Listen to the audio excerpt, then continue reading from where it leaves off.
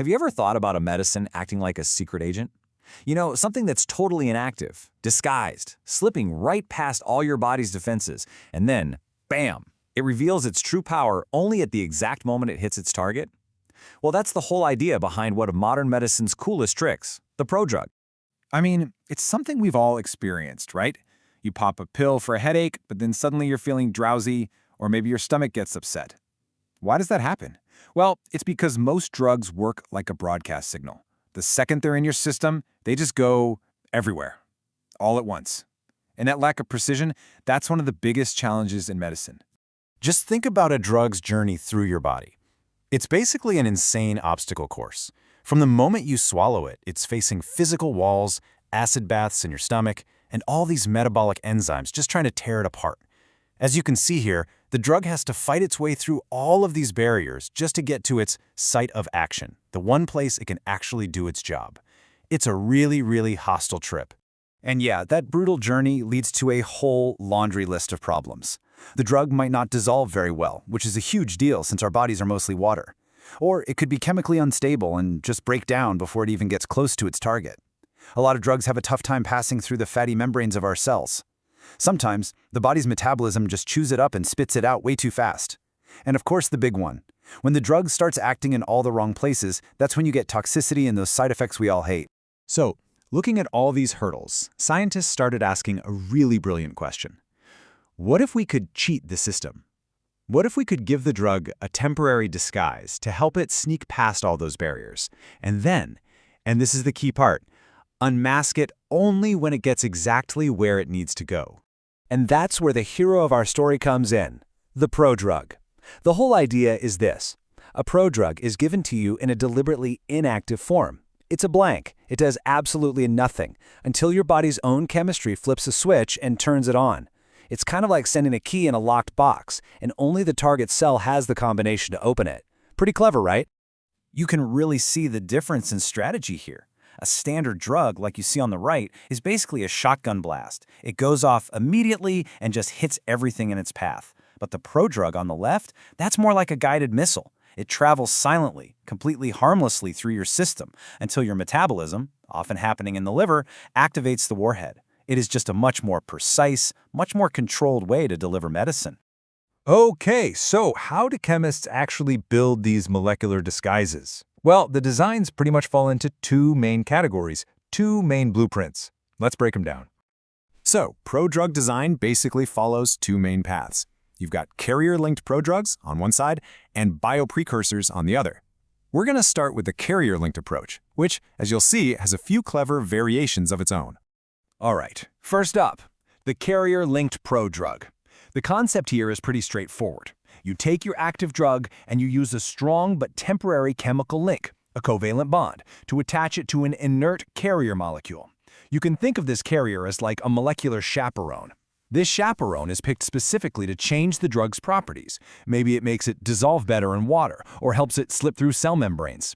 Then, once it's inside the body, an enzyme just snips that bond and the active drug is set free to do its thing. Now, even within this carrier-linked family, you've got a few different designs. The simplest one is called bipartite. That's just the drug plus one carrier. Easy enough. Then there's tripartite, which gets a little more complex by adding a linker molecule in between the two.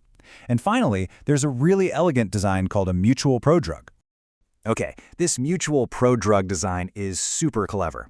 Instead of attaching an inert carrier, what you do is you link two different active drugs together. So each one basically acts as the carrier for the other. A classic example of this is binaralate, which links aspirin and paracetamol. When your body breaks that bond, it releases both active pain relievers at the same time. It's a brilliant two-for-one punch, all packed into a single molecule. Now, for the second major type, the bioprecursor. This one takes a totally different approach.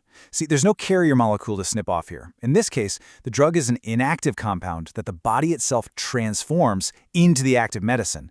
Your body's metabolism is essentially doing the final step of synthesis, creating the drug from the raw material you gave it. A perfect example of this is Pronacil, which was actually one of the very first antibiotics ever discovered. On its own, this red dye does nothing to bacteria, zero. But once it gets inside the body, our enzymes perform a chemical reaction that changes Pronacil into a completely new molecule. the super powerful antibiotic sulfanilamide. So in this case, the medicine wasn't just released, it was literally created by our own metabolism. How cool is that? So we get the strategy now, but how does this actually work in practice? I mean, what kind of molecular glue are chemists using to attach these disguises, and how do they make sure it comes off at just the right time? Let's get into the chemistry. Right. It's one thing to have the big idea of linking a drug to a carrier, but what does that actually look like on a molecular level? What kind of chemical glue do you even use? Well, it turns out there are a few common strategies, but one of them is by far the most popular.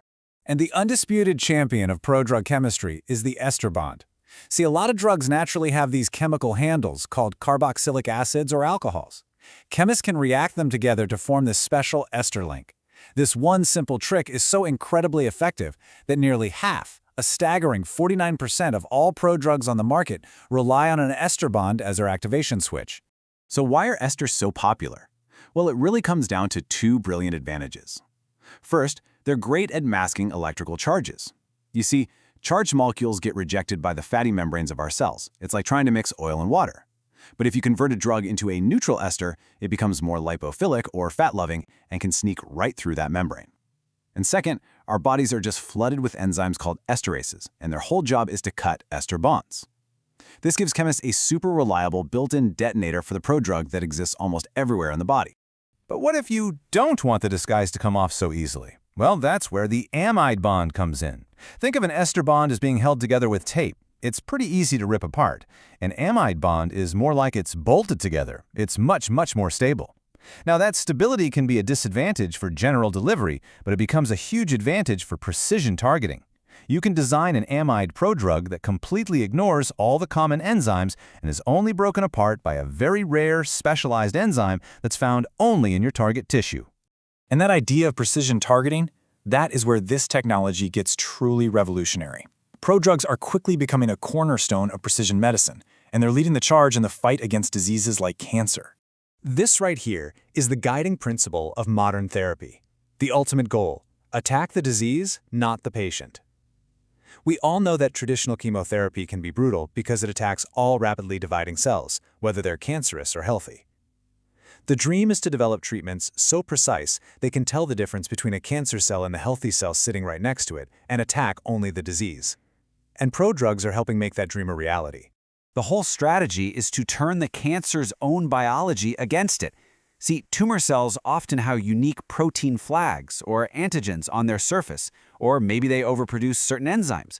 So by designing a prodrug that uses one of these unique features as its trigger, we can essentially create a smart bomb that only activates when it's right in the immediate area of the tumor. One of the most elegant strategies for this is called ADEEP, that stands for Antibody-Directed Enzyme Prodrug Therapy. It's a two-step attack. In phase 1, you inject a special molecule. It's part antibody, engineered to seek out and stick only to a cancer cell, and it's fused to an enzyme. This little combo circulates through the body until it finds and latches onto the tumor, basically planting an activation switch right on the enemy's doorstep. Then comes phase 2. After that antibody enzyme is locked onto the tumor, you give the patient a completely harmless, inactive prodrug. This prodrug circulates all through the body, doing nothing to healthy tissue. But when it gets to the tumor and meets that enzyme that's waiting for it, it is instantly converted into a highly potent, cell-killing drug. This two-step process achieves incredible precision, basically vaporizing the target while causing minimal collateral damage. And this brings us to a really fascinating final thought. We've talked a lot about cancer, but you can apply this principle to countless other diseases. As our ability to map the specific molecular signatures of any illness gets better and better, you can start to imagine a future where medicines are personalized prodrugs, designed to be activated only by the unique chemistry of your specific disease in your body. It's a really powerful idea, and it's one that could shift medicine from treating general conditions to treating individuals.